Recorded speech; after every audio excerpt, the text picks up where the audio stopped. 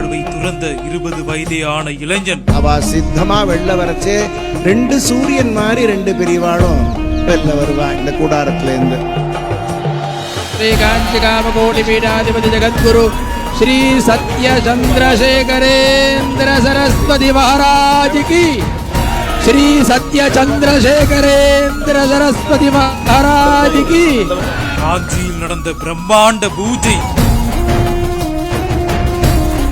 Governor R. N.. Ravi, high court நீதிபதிகள் முன்னிலையில் இளைஞர் எடுத்த அவதாரம். என்னுடைய மனசுல இருக்கக்கூடிய என் தபசத்தினையும் உங்களுக்கு நான் கொடுக்கிறேன். என் மனசு உங்க மனசு வித்தியாசம் இல்ல, நான் நினைச்சது அத்தனையும் நீங்களும் நினைச்சு பண்ணணும் அப்படின்னு சொல்லி Guru almost gives himself up to the disciple. ஆச்சாரியால் தன்னையே சிஷ்யனுக்கு கொடுத்துடுறா.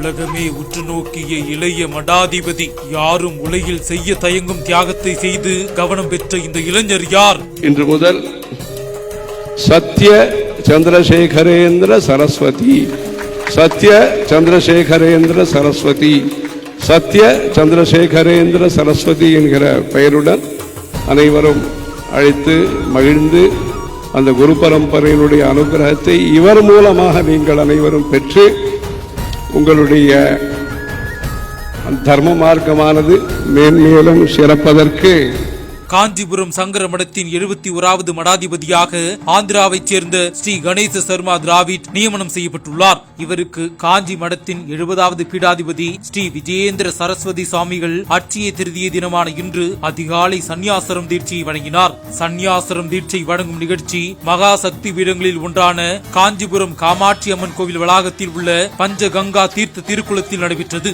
இதனையடுத்து காஞ்சி காமாட்சி அம்மன் சந்நிதியில் தரிசனம் முடித்து கோவில் வளாகத்தில் உள்ள ஆதிசங்கரர் சந்நிதிக்கு வந்ததும் தீட்சை நாமம் சூட்டுதல் நிகழ்வு நடைபெற்றது. கருடாசனம் நிலையில் அமர்ந்து ஸ்ரீ கணேச சர்மா குருவை வணங்கினார். ஸ்ரீ கணேச சர்மாவுக்கு அங்கு தீர்த்தத்தால் அபிஷேகம் நடைபெற்றது. இளைய மடாதிபதிக்கு ஸ்ரீ சத்திய சந்திரசேகரேந்திர சரஸ்வதி சுவாமிகள் என்ற நாமம் சூட்டப்பட்டது. பின்னர் மடாதிபதிகள் இருவரும் காமாட்சி அம்மன் கோவிலில் இருந்து சங்கர மடத்திற்கு மங்கள மேல வாத்தியங்களுடன் ஊர்வலமாக அழைத்து வரப்பட்டனர். அங்கு இளைய மடாதிபதிக்கு உபதேசம் செய்யப்பட்டு 21வது பீடாதிபதியாக பொறுப்பேற்றுக் கொண்டார்.